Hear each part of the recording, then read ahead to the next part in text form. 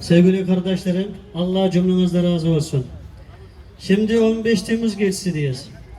Bu çocuklar Doğu Türkistan'dan geldi. Uygur Türkleri.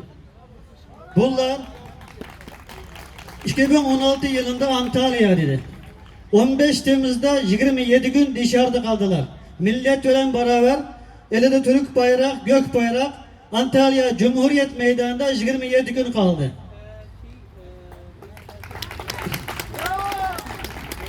Antalya halkı bunlarını 15 Temmuz çocukları adını vermişti.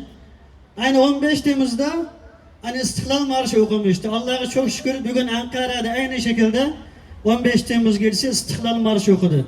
Cümlemizden Allah razı olsun. Allahu Ekber. Doğu Türkistan için dua etmeyi unutmayın inşallah. 15 Temmuz'da biz kazandık. Tüm ümmet kazandı. Tüm mezlumların ümidi İslam'ın son kalesi Türkiye kazandı. Esselamu Aleyküm ve Rahmetullah.